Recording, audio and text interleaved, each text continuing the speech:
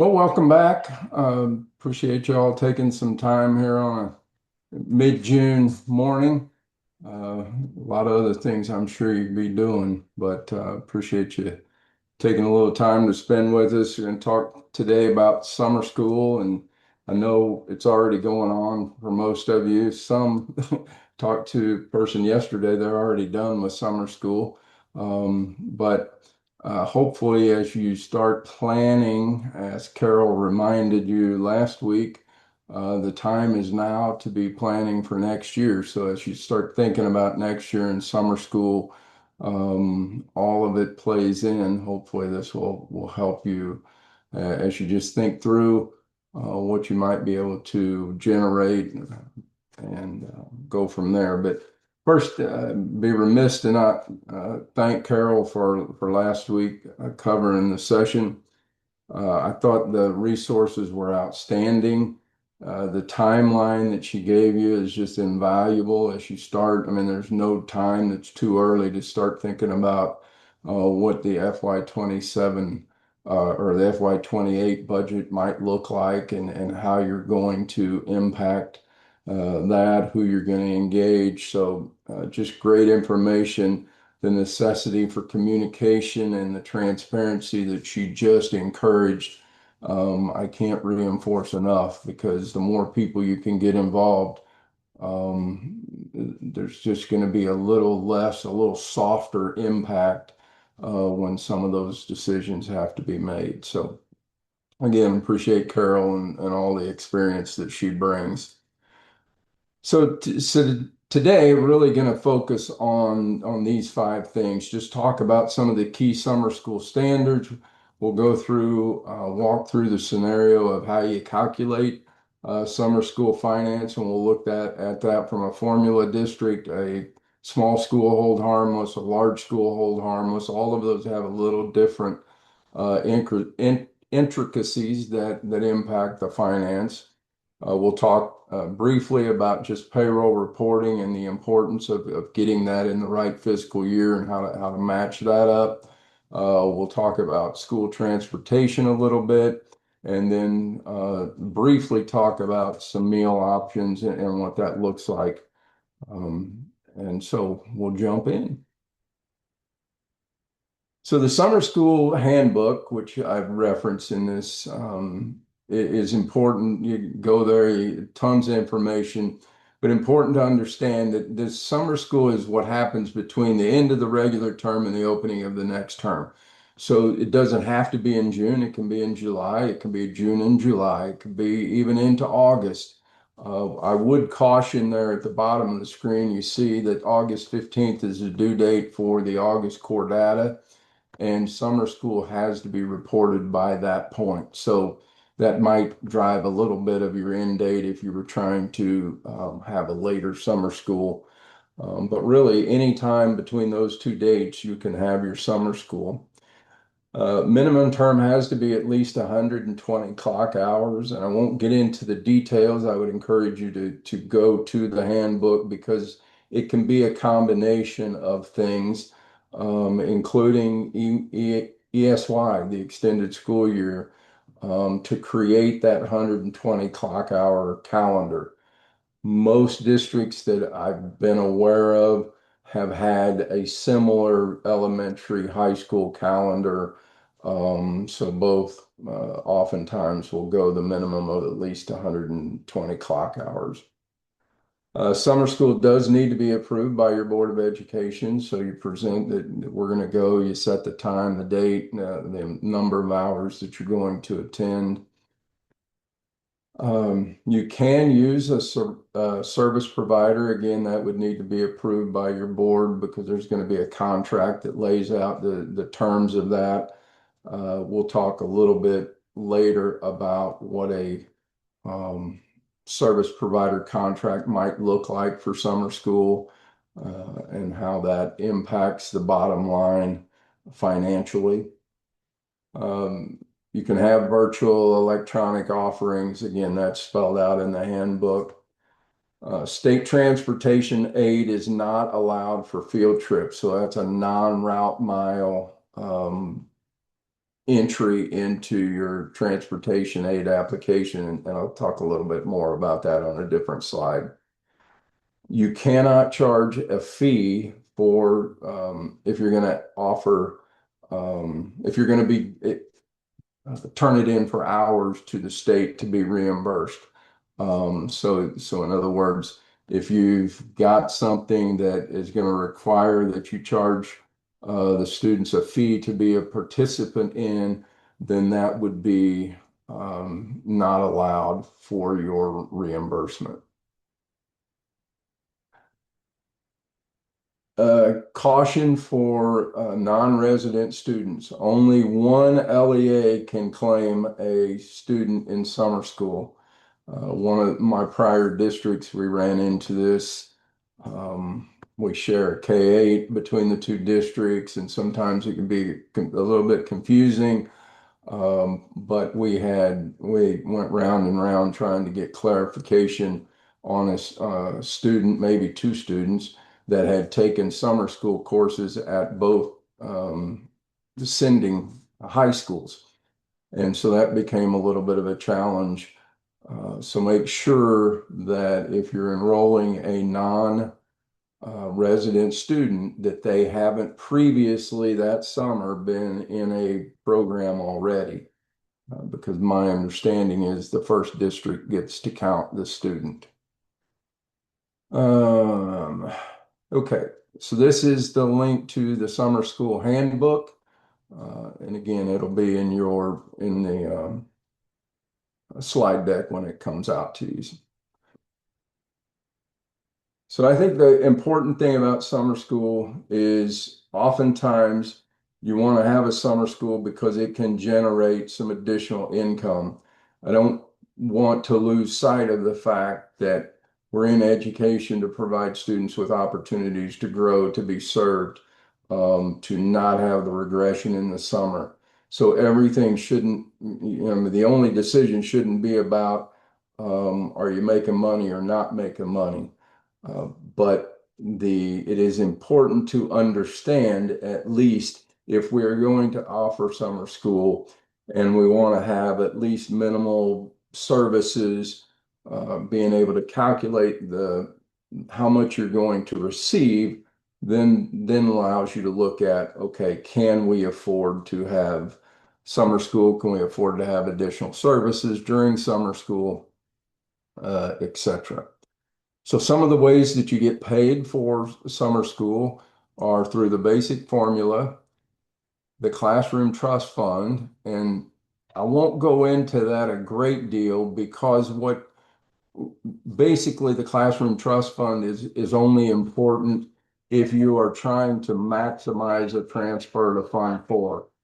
So that would be the only reason why classroom trust fund would be a big issue in summer school. Prop C and small school grant are also impacted by summer school. So the count is for summer school comes from first of all, when you're thinking about your projection tool, the DESE projection model, understand that when you enter in your summer school ADA, it is automatically going to populate your membership, your summer school membership, because those two numbers are the same for summer school. The general calculation for determining what is your summer school average daily attendance is you take the total hours of qualifying attendance, so all of the summer school hours that meet the rules, add those together, divide by 1,044, which is the minimum hours you can go during the regular school term, and that will give you your summer school ADA.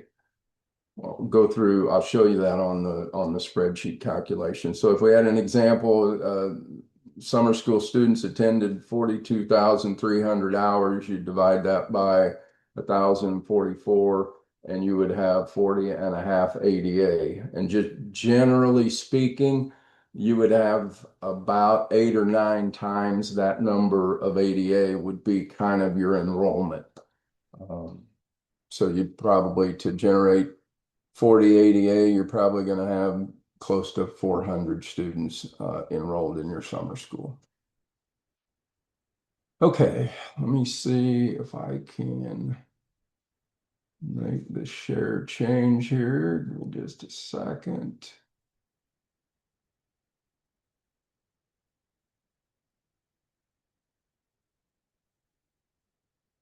Okay, I'm hopeful that you're seeing a spreadsheet now. I get a Yep, head nod from somebody that we're seeing we're this. good, Jim. We're good, Okay, Jim. perfect. All right, so this is, and I'll share this again, but this is an example. I'm going to walk you through the left side first, and then I'll share you kind of what that looks like, examples in a specific school district, whether they're formula, etc.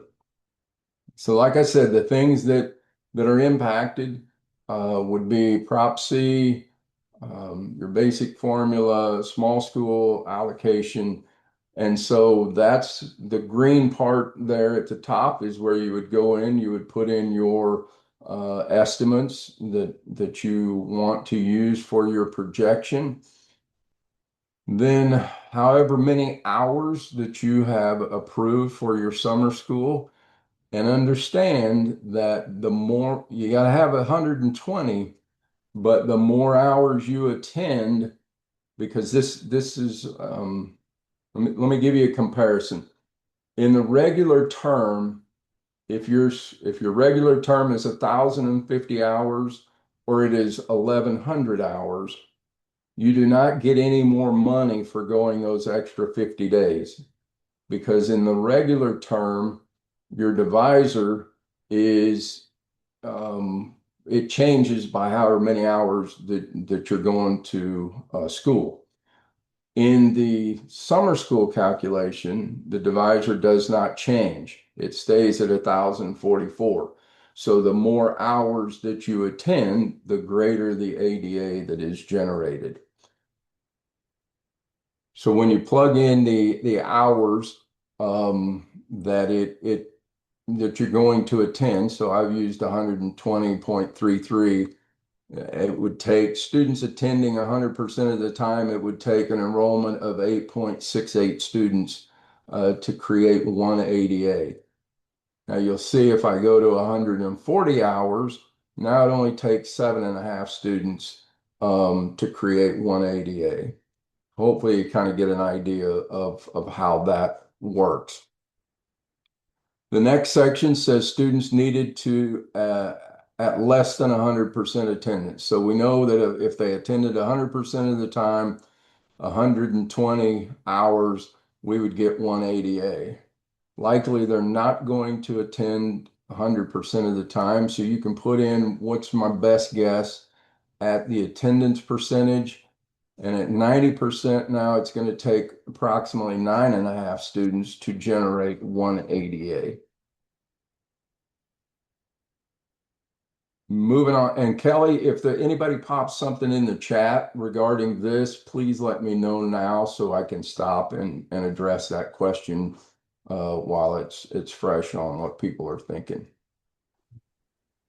So in this particular scenario, I've used 360 students. So we've enrolled 360 students, and we're making an estimate of 90% attendance, 120 hours. The potential revenue per ADA, given this scenario up here, is $8,278 per student.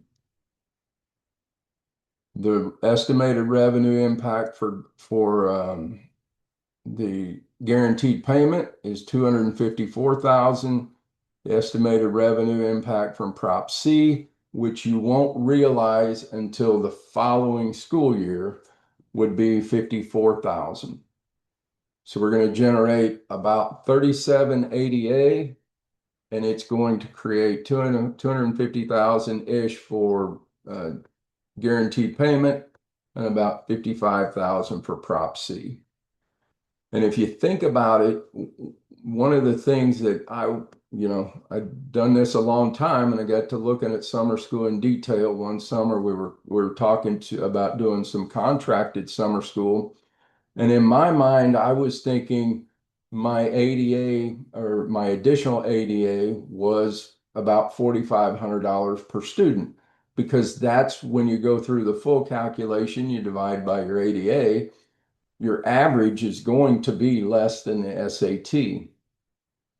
But it dawned on me that every summer school student you add is at the full SAT, because if you have, whether you have 30 weighted ADA or you have 20,000 weighted ADA, your next one gets the full value of the SAT.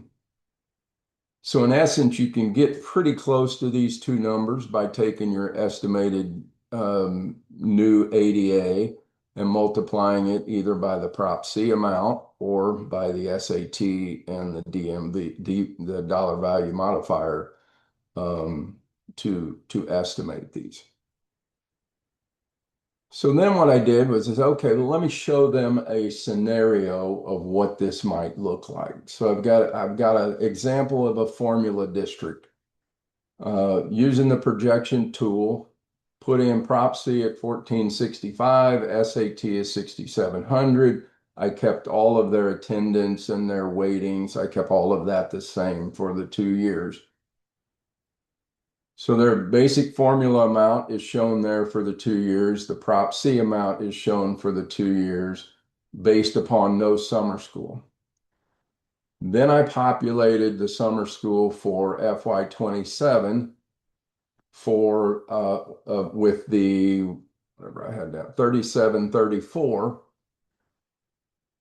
And the model, then I pull out the basic formula, the Prop C, and you can see that the basic formula amount is about the same. The Prop C amount, which you would then receive in 2728, is less than the rough estimate. So we rough it in at 54,000, it's going to be about 51. And the reason for that is because when you add summer school ADA, you're going to impact your weightings on free and reduced lunch, IEP, LEP, because now you have a larger base that you're dividing by. So there's a little bit of an impact there. So that would be a formula district, really getting the full value of summer school with the SAT and the Prop C. This scenario then is a small school hold harmless example with not enough students to move on to the formula. So in other words, there's summer school, and I'm using a summer school attendance down here in red because it's a smaller district. The district I'm using here only has about 90 some enrollment. So I said, okay, if half of those students basically went to summer school, would it be enough to get them off of small school hold harmless? And the answer is no, because you can see the basic formula generated both years by this summer school does not change the basic formula amount in the next year or with the summer school. So didn't generate anything. Reminder, small school hold harmless. They're getting a fixed amount of money guaranteed. It's not based upon weighted ADA. It's just a guaranteed amount of money. So unless they can create summer school that generates more than that amount of money, they're not getting any additional. They did generate a little bit more of Prop C, $6,400 of Prop C money, and they would generate a little bit more small schools money. So in essence, that 50-person summer school would generate about $10,000. How much of the cost of summer school that would offset? That would have to be a district decision. So I was curious then just to see, because this particular district was close to the hold harmless amount, I thought, well, I wonder if there's a number where they would jump into being on the formula. And if they had 75 students attend summer school at 90% attendance, they would jump barely into a formula district, and they would create about $13,000 of formula money. Their Prop C and small schools grant money would go up just a little bit. I'll pause.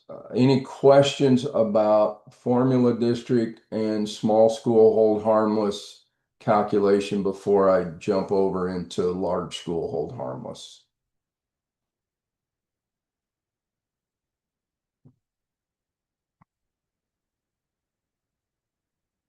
Okay. So let me change this view a little bit.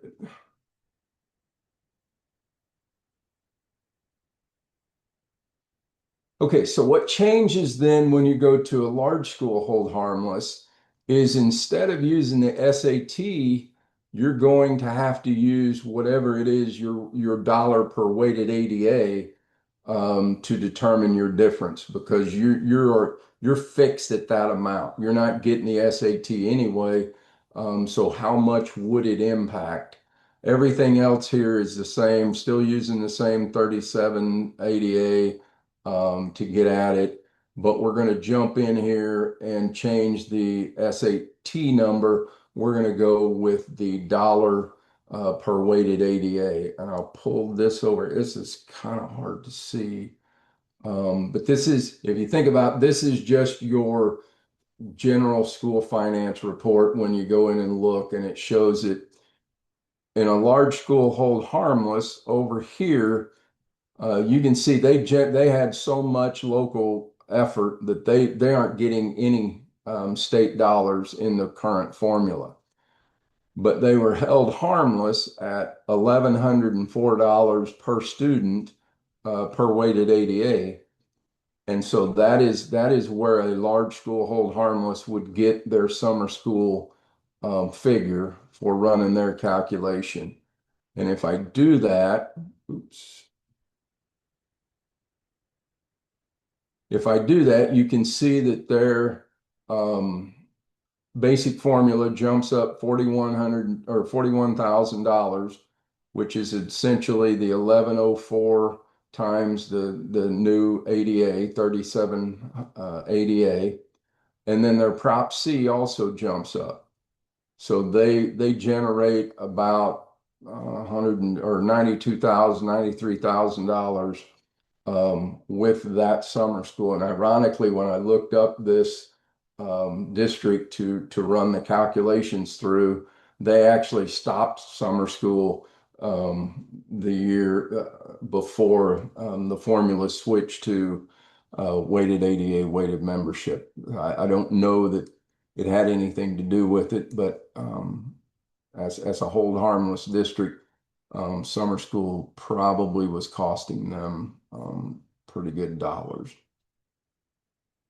So that's the difference between calculating for a formula district, small school hold harmless, large school hold harmless.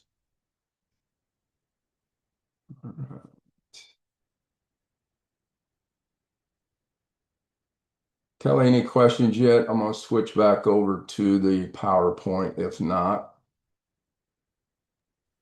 No, we didn't have any questions, Jim, other than one person did ask whether these would be shared. And yes, all the documents and spreadsheets, the recording will be on our website under the Tight Times page. Perfect. Okay. Back. All right, so let's talk a little bit about contracted summer school. The last few years I was in the seat, we actually moved to some support from contracted summer school. And so I'm going to talk, first of all, I would just point out that when you're doing your budget reviews and you're thinking about where we're at on budgeting, contracted summer school has the opportunity to kind of change up your thinking a little bit, because a lot of times what districts will see if they just have a June summer school is when I'm doing my evaluation of budget in, February, March, April, I can basically use the budget numbers, realizing that everything for summer school essentially is going to be expensed in June. So that's a caution to you as you think about cash flow and those type of things, that, hey, this is a portion of the budget that is almost 100% happening in the last month of the year.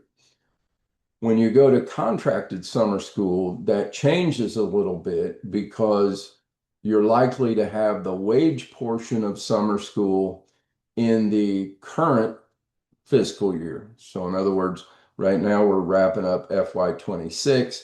We're going to pay June summer school before the end of the month. That all is going to be in this year's budget. But if you've contracted, likely that payment is going to be in July, August, or it may even be, in our case, we paid 20% throughout the year. So we had payments, I think, generating all the way out to February. So just understand, when you contract, it may throw off a little bit about your budget analysis. Wages are important to understand that for PSRS purposes, the wage needs to be paid and reported in the year that it occurred. So if you have a summer school that spans June and July, I reached out to PSRS yesterday just to kind of to verify with them. The final wage report for PSR purposes is August 15th. So you have to have all of your wages into the current prior year that belong there by August 15th, or when you hit the final submission for payroll. But they want, and your staff would want, the pay that they earned in June to be on this fiscal year, the pay they earn in July to be on next fiscal year. So that's important piece if you have summer school that spans over the end of the fiscal year. When you're having contracted summer school, it's important to audit your attendance and make sure that what they are charging you for also matches what you are going to submit to DESE, because likely their contract is based upon hours served, and their contract will likely be hours divided by however many hours of summer school were offered, and that gives them the average daily attendance during the summer session. Different than the ADA that you will report to DESE for reimbursement. Make sure. Jim? Yes. Question: would the district that is spanning June and July, would they then need to write two paychecks, separate checks, for June and one for July? Or is there a way for them to just report it differently?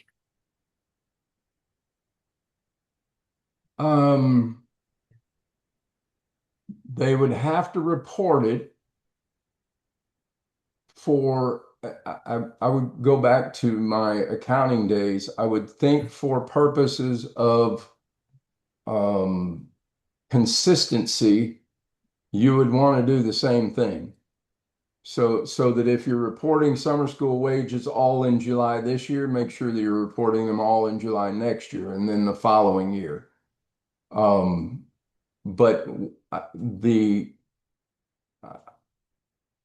there would be challenges. I can say from the payroll department, there would be challenges if you had a summer school that spans the two, trying to make sure that everything is cleared in June.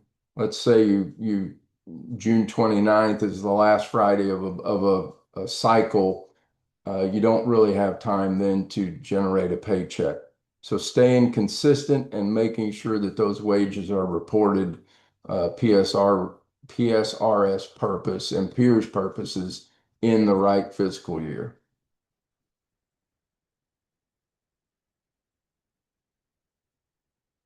All right, so this is an example of how we were charged through the contracted company, and the kind of the scenario they gave after the fact for how they paid, and so if you see something like this, you have the opportunity to kind of evaluate. And this was a couple years ago, but basically, they had the information I gave you, the 1044, which is your divisor for calculating your ADA, the SAT, our DVM at the time. So that's what they calculated. They had the Prop C factor at 1286. The estimated attendance hours for summer school term, what their fee was per their ADA, how many program hours we were offering that summer. And so then we had about 1,138 students attending every day. That's what they got paid off of. And then our ADA for financial purposes was 153 that we were going to get paid from DESE. So they ran the calculation to show us that the estimated revenue we were going to receive was 1.192 million, and they were going to charge us their 600,000 for providing the services, the marketing, the learning materials, etc. So they were projecting approximately $600,000 left to pay staff and the district expenses. So if we run so I'm just walking you through the rest of the scenario, because if you're thinking about contracted summer school, this is then what you would look at.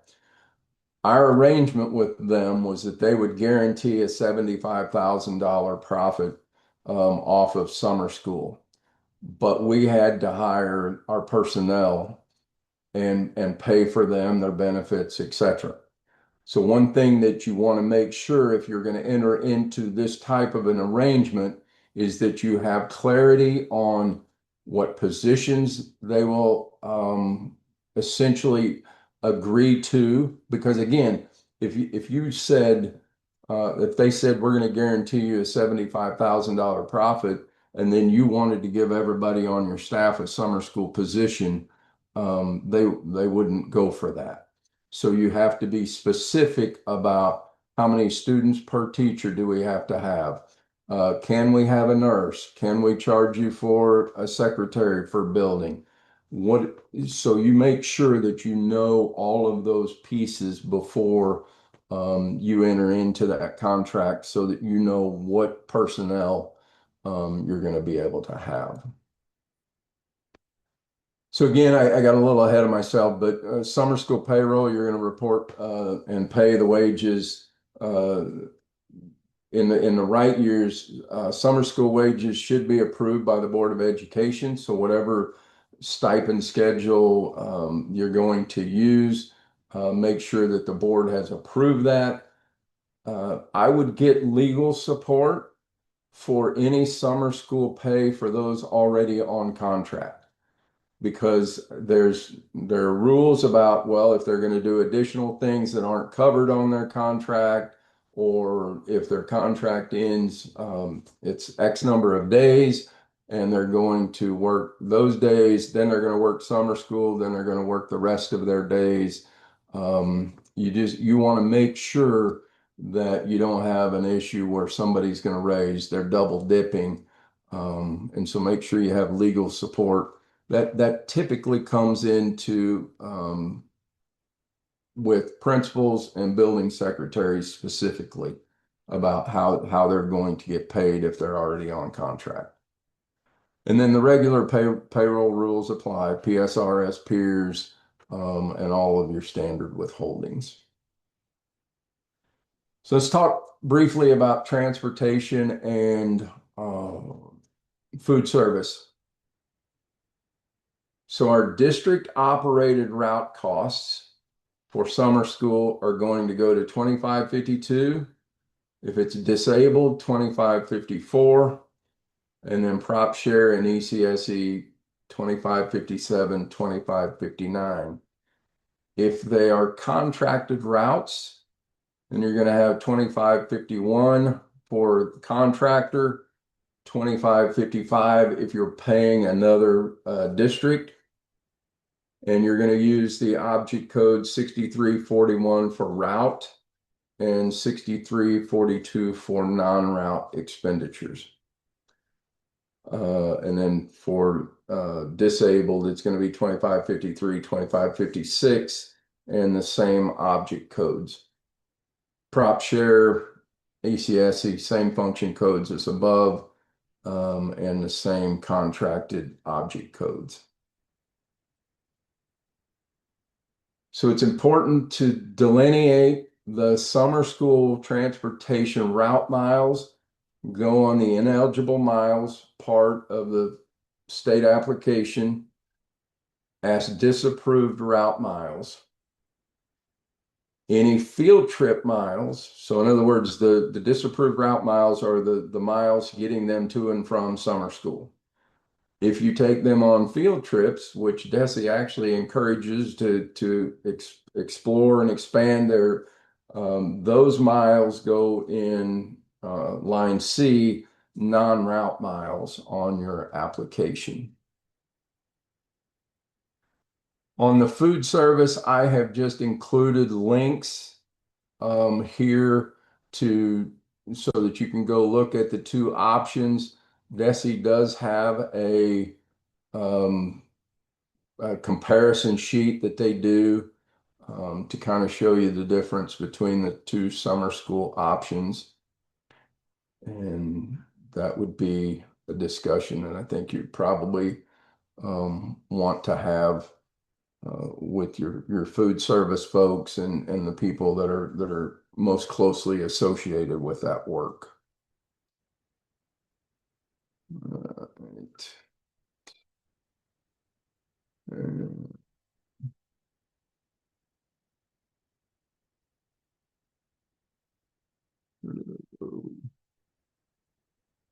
Well, I've covered up my screen.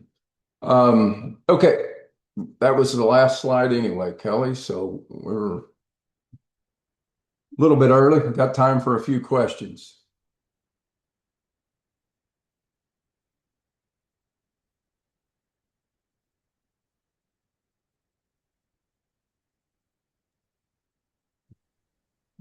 So anyone, if you have questions, please, you can click on your unmute and ask.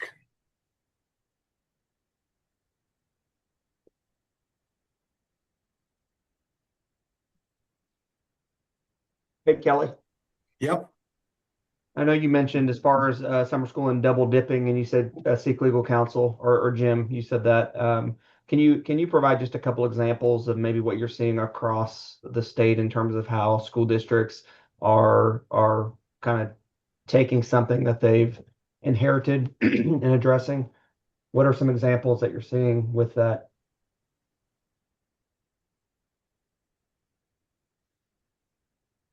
So are you asking as far as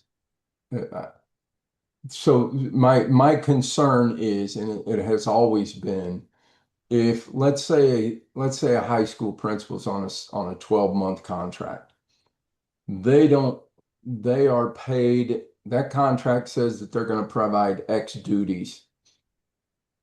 I believe, and again, this is where I say you need to check with your legal counsel. But I believe they would tell you unless they are doing something different.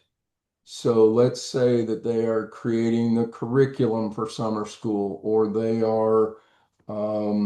they're having to do some scheduling that wasn't a part of their typical contract. They would say that they should not receive a different stipend, but they will help you determine what it needs to be in order for them to receive extra pay. it would be a little more challenging, in my opinion.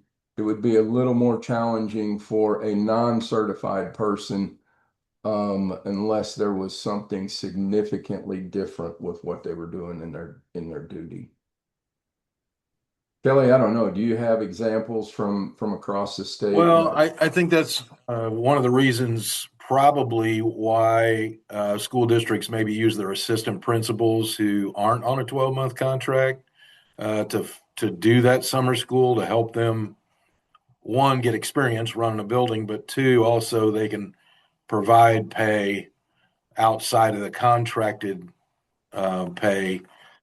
So it doesn't appear that it's a bonus for what you've already agreed to do, I think is what you're really trying to make the point, is that if in that expectations of that high school principal is part of those expectations is to run summer school, and if that's how it's worded, well, running summer school includes building a schedule, and in theory, you could say that's all covered in your pay. So, not that that's your intention, but I just think you might consider that. And because I think going back, legal counsel is always worried about something being considered bonus pay once somebody's under a contract. Kelly, Yeah. when I was building principal, running summer school was a part of our expectation. So while we were under contract, we did not get paid any additional money because if it was during our contract time. Any days that remained after our contract time was over, we got paid for those days that we worked summer school. So it wasn't under the contract. So I think it's just, to me personally, having been in that position, it's like make sure what the contracts say and like the beginning and end date of the contract, and then you pay outside of the contract for any additional work that was conducted. I mean, it's You just have to, and legal counsel can help verify that so it doesn't come back. So if somebody does question it later, you've got something to stand on, I think is the point. Jim, I had a question about summer school transportation. Okay. When we look at that transportation formula work, that when you look at the calculation or whatever that is that they do, how do you figure out which of those were allowable summer school miles versus not? Or is it just, I'm still trying to figure out the transportation page and what, I know we get charged for summer school, but to understand really what we're getting charged versus what we're getting reimbursed for summer school, or what was allowable. So are you talking about where you report it, or are you talking about trying to cipher the page that you get into? The page you get into. Okay. And it's just Greek to me anyway, so. Yeah, that might be something. If you want, give me a holler sometime and we'll walk down through that, because you kind of have to just go through it and understand where it's getting pulled from for the summer school purposes.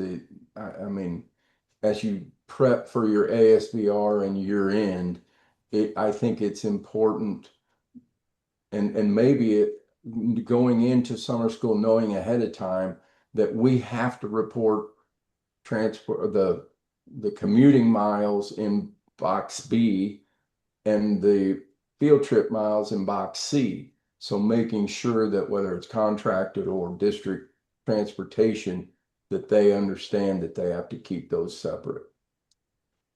And Kelly, just real quick on the question about principals and contracts.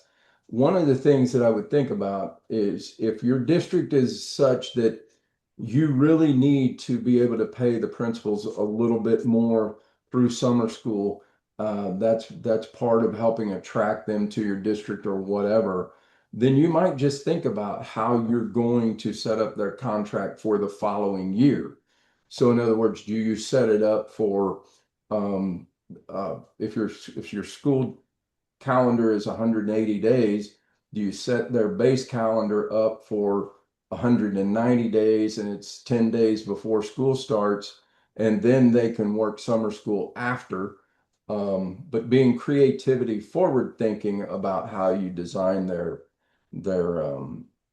contracts is probably helpful if you're needing that to be part of a recruitment tool, and the board obviously being completely aware of what you're trying to do.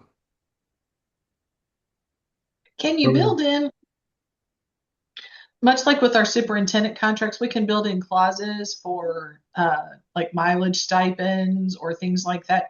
Can you build in to principal or admin contract something like that, like a summer school stipend? That's probably a question for an attorney, but it seems like to me then it's like you've put it in the contract that it's expected work and this is going to be the compensation for it, and you all agree, like everybody agrees to that at that time. I would Seems like a defer on possibility, that. but I would refer to legal counsel.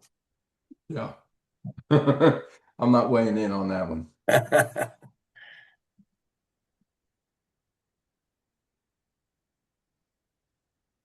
So there's a question in the chat and it said, and maybe I missed this part myself. How soon did you get the information from Catapult once the session was over? Oh, good question. It was relatively quickly, and the reason I say that is because we would I mean our core data person was very good and very prompt. And so he was wanting to get all of the summer school hours and information wrapped up and tied down as quickly as possible. And so Catapult was good about piggybacking off of the work he was doing to reconcile with their work. I would say they will be as quick as your people are with getting the data in, because that's kind of the driving piece, is those hours, the attendance, the records. And so as quickly as you're able to get your information reconciled, I would think they would be fairly quick to work with you. Any other questions? Yeah, guys, I've got one. So you talked about going from a hold harmless to a formula district. I believe I'm close to the other way. I am a formula district, but when I look at those $2 amounts, there's only about $40,000 different. So I'm pretty close to the line to becoming a hold harmless district. So I don't know exactly what role that would play in summer school. Obviously, raising some extra money, but going to the not the small schools hold harmless, but the small schools grant.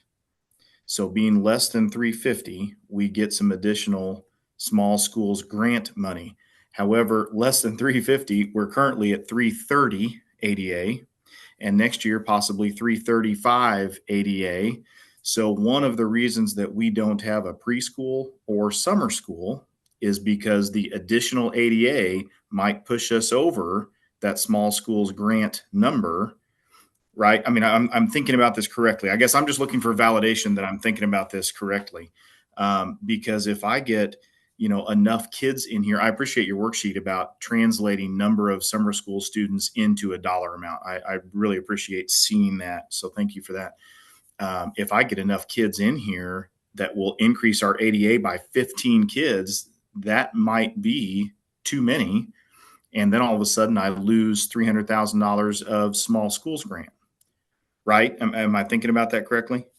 100%. And that is a fallacy in the current design of the small schools grant. And they're looking at, for the new formula, they're trying to consider how that might have a softer, more like a bell curve type thing, where it phases out both directions instead of a hard cliff. But you're absolutely right, and it does not make sense for student learning, but it 100% makes sense for school finance. And so Your situation, and I think there are a few others that were actually not specific by district, but your scenario has been specifically addressed in some of the task force meetings about it doesn't make sense educationally, the position that we put some districts in. Yeah. Now, what you did talk about that seems like it was a middle ground is, having launch do our summer school or contracted services. You used Catapult as the example. So in that example, right now, for our summer school and credit recovery specifically, or credit advancement at the high school level, I'm speaking just at the high school, we send those students somewhere else. And we don't claim the ADA. We just say, go get it somewhere else, and then we'll transfer in that credit so that the ADA isn't anywhere near us. We're not responsible for any of that. Should we, though? I mean, I know we're operating off of limited information here. Would it make sense for us to look at those, let's say 15 to 20 high school students every summer, hosting those ourselves, counting the ADA ourselves on those 20 kids, but yet still outsourcing the Catapult learning, outsourcing that to that, and we'd get half of that ADA coming back to us, and we would pay out the other half to Catapult? Yeah. I mean, that's if it's a number that's not going to harm your small school situation, it just be, in that case, it just be simply a financial calculation. So if you had 20 students and you assume that it takes 10 to get an ADA, so maybe you're going to make 16, 18 grand, and it's going to cost you 8, then it may make sense to do so. But you got the reporting, you got to pay your court I mean, well, that's true too. Yeah, there's some expenses that are going to go with that, but it becomes, in that scenario, it becomes purely a financial. Does it make sense or does it not? Awesome. Thank you for the conversation, and thank you for that that spreadsheet. It's outstanding. Hey, Jim, even if he were to, you still have to be cautious not to go over that 350, right? Even if you're paying Catapult, because you are collecting the ADA. Yeah, I think that was, I'm glad you said that, because I wanted to clarify that. If you're just sending them to somewhere, and they're providing the services elsewhere, or if you're sending them to the neighbor school district to get summer school, that is not going to impact your ADA. But if you say, come and provide it for us, and then you turn around and submit it for reimbursement to the state, that will impact your ADA. Now, in theory, I guess you could just say, we're going to pay Catapult to do this, and we're not going to turn it in. Then that would not impact your ADA. But if you're claiming anything to the state to get reimbursed, it's going to have an impact whether you're doing it district or you're doing it contracted.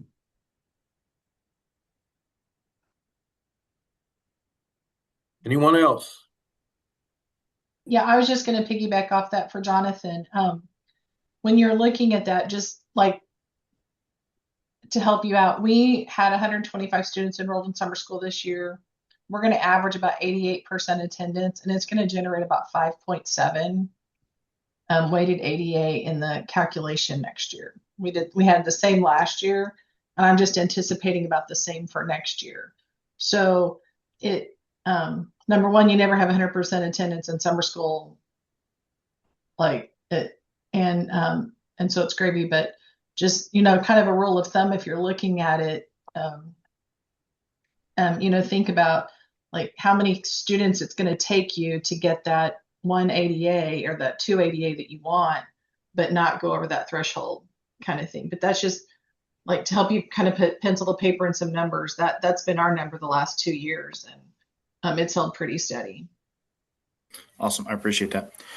One last question about summer school in general. There used to be a clause in there. It's been 5 years since I've done summer school, about stacking hours to where you could have, instead of the 120, you could have 60 hours in the elementary school and 60 hours at the high school, but concurrently. do you still then charge for that? Was when I was a high school principal. So, the finance part was out of my hands at that moment. Do we still get paid on 120 hours, even though the students are physically only there?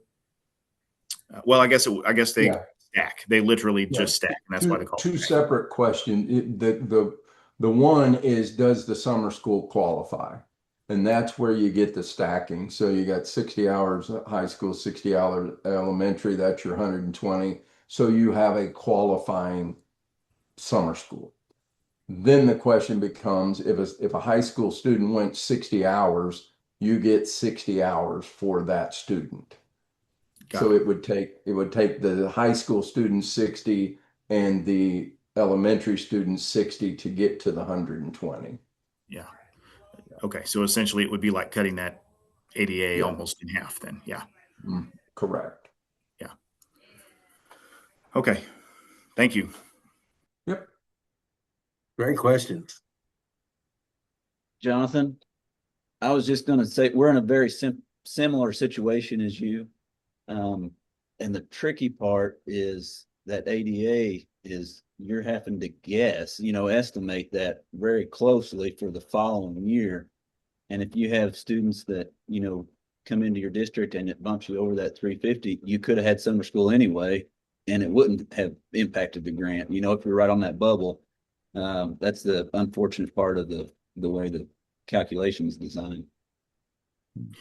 Yeah, it's almost like I want to limit my summer school to only allow 15 kids, 150 kids to come in, and that's it.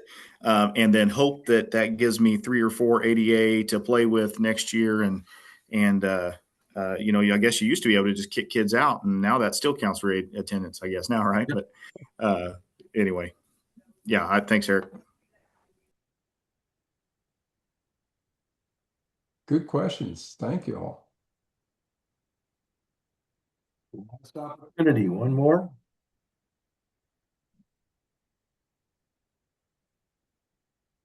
Okay, I want to thank Jim again and everyone else that's participated. Appreciate the questions. Reach out to Jim if you've got additional questions or if he can help you in some way. And we've got another session scheduled next week, next Tuesday at 10. And we'll get this up on the website hopefully today or tomorrow, with all the resources. Jim will email those to us and we'll get them uploaded. So thank you. I hope you have a great week. I hope your summer's going okay. June is flying by. Yep. Thank you all. Have a good one.